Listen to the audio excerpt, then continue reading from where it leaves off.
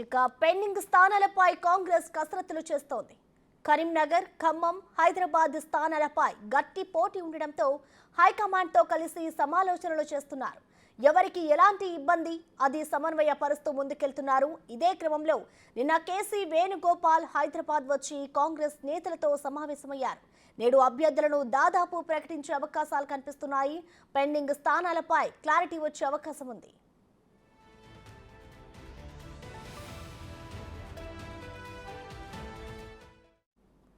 Karimnagar parliament ticket కోసం ప్రవీణ్ రెడ్డి, రాజేశ్వరరావు పోటీ పడుతున్నారు.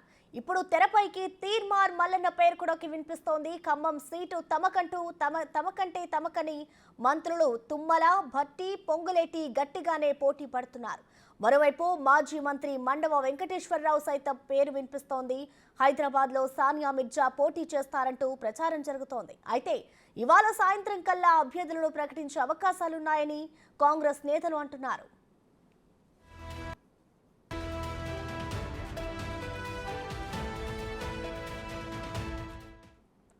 దీనికి సంబంధించిన కంప్లీట్ డీటెయిల్స్ మా ఇన్పుట్ ఎడిటర్ పవన్ లైవ్ ద్వారా అందిస్తారు.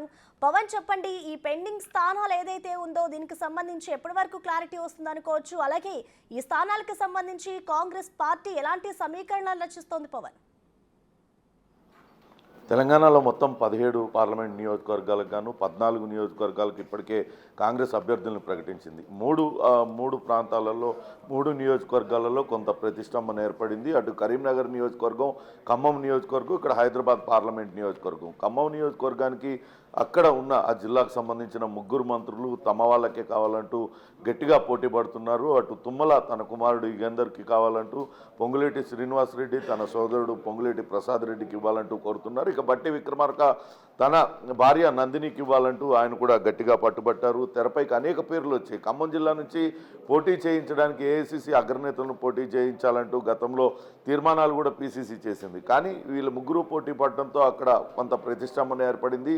ఇప్పుడు అధిష్టానం నిన్న కేసీ వేణుగోపాల్ రకరకాల చర్చలు జరిపారు. మధ్యలో అటు మండవ వెంకటేశ్వరరావు, నిజామాబాద్కు సంబంధించిన మాజీ మంత్రి మండవ వెంకటేశ్వరరావు పేరు తెర మీదకి వచ్చింది. ఇప్పటికే బీఆర్ఎస్ అక్కడ నామా నాగేశ్వరరావును అభ్యర్థిగా ప్రకటించింది. కమ్మ సామాజిక వర్గానికి చెందిన నామా నాగేశ్వరరావును అక్కడ ప్రకటించడంతో అదే సామాజిక వర్గానికి సంబంధించిన నేతను కనుక పెట్టినట్లయితే గట్టి పోటీ ఇచ్చే అవకాశం ఉంటుంది. ఆ స్థానాన్ని గెలుచుకునే అవకాశం ఉంటుందంటూ కాంగ్రెస్ అధిష్టానం భావిస్తుంది. దాంతో మండవ పేరుతో పాటు వంకాయలపాటి రాజేంద్ర ప్రసాద్ పారిశ్రామికవేత్త, వీళ్ళిద్దరు పేర్లు అటు పరిశీలిస్తున్నట్టుగా సమాచారం. మొత్తం మీద ఈరోజు ఒక కొలిక్కి వచ్చే అవకాశం అయితే ఉంది. ఈరోజు ప్రకటన వస్తుందంటూ భావిస్తున్నారు. నిన్న కేసీ వేణుగోపాల్ సుదీర్ఘంగా చర్చలు జరిపారు. ఇక కరీంనగర్లో వెలిచాల రాజేశ్వరరావు, అటు ప్రవీణ్ రెడ్డి, అల్గునూరు ప్రవీణ్ రెడ్డి, వీళ్ళ మధ్య పోటీ తీవ్రంగా ఉంది. హుస్నాబాద్ శాసనసభ నియోజకవర్గం నుంచి ప్రవీణ్ రెడ్డి టికెట్ ఆశించారు. కానీ మంత్రి పొన్నం ప్రభాకర్ ఆ స్థానం నుంచి పోటీ చేయడంతో ప్రవీణ్ రెడ్డి త్యాగం చేయాల్సి వచ్చింది.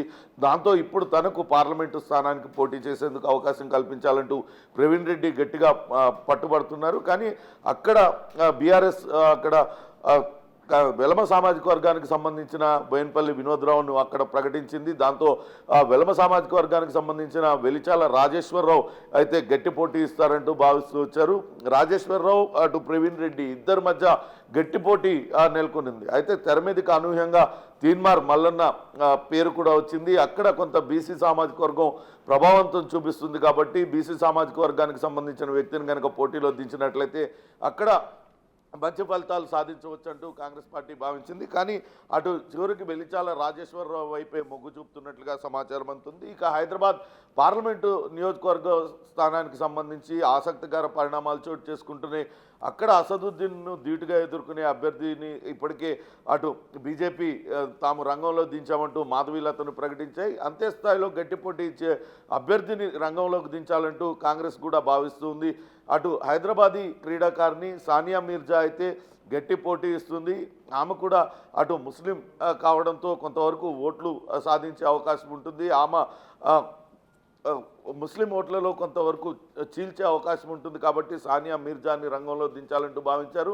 కానీ తబస్సుమ్ అనే మరో మహిళ పేరు కూడా తెర మీదకి వచ్చింది. ఆమె న్యాయవాదిగా పనిచేస్తున్నారు, అనేక ఎన్జిఓలు రన్ చేస్తున్నారు. ఇప్పుడు కొత్తగా హైదరాబాద్ డీసీసీ అధ్యక్షుడు సమీయుల్లా పేరు తెర మీదకి వచ్చింది.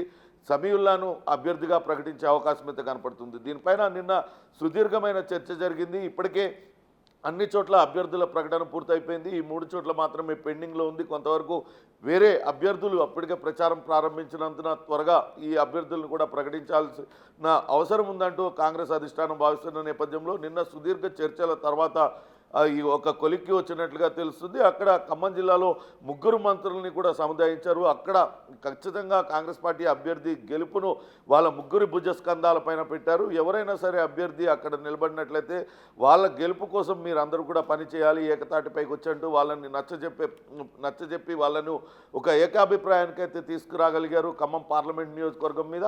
అక్కడ మండం వెంకటేశ్వరరావు లేకుంటే అటు వంకాయలపాటి రాజేంద్ర ప్రసాద్ వీళ్ళిద్దరిలో ఎవరో ఒకరిని అభ్యర్థిగా ప్రకటించాలని కాంగ్రెస్ అధిష్టానం నిర్ణయించినట్టుగా సమాచారం అందుతుంది. అట్లనే కరీంనగర్ నియోజకవర్గంలో వెలమ సామాజిక వర్గానికి సంబంధించిన అభ్యర్థి పోటీలో ఉన్నాడు. అక్కడ కొంతవరకు ఆ సామాజిక వర్గం బలమైన సామాజిక వర్గంగా ఉంది కాబట్టి వెలిచాల రాజేశ్వరరావును అక్కడ రంగంలో దించి ప్రవీణ్ రెడ్డికి నామినేటెడ్ పదవో మరొకటో ఆయనకు ఇచ్చే రకంగా ఒప్పందం జరిగిందనే వార్తలు వస్తున్నాయి. ఇక హైదరాబాద్ నియోజకవర్గానికి అటు సమీవుల్లా హైదరాబాద్ డీసీసీ అధ్యక్షుడిగా ఉన్నాడు. ఆయన్నే అభ్యర్థిగా ప్రకటించే అవకాశం ఉంది. 24 గంటల లోపలే అభ్యర్థుల ప్రకటన వెలువడుతుందంటూ నిన్న సాయంత్రం మాజీ పార్లమెంటు సభ్యుడు మధు యాష్కి గౌడ్ చెప్పిన నేపథ్యంలో ఈరోజు ఈ ప్రకటన ఉంటుందని భావించాల్సి ఉంటుంది. ప్రసన్న.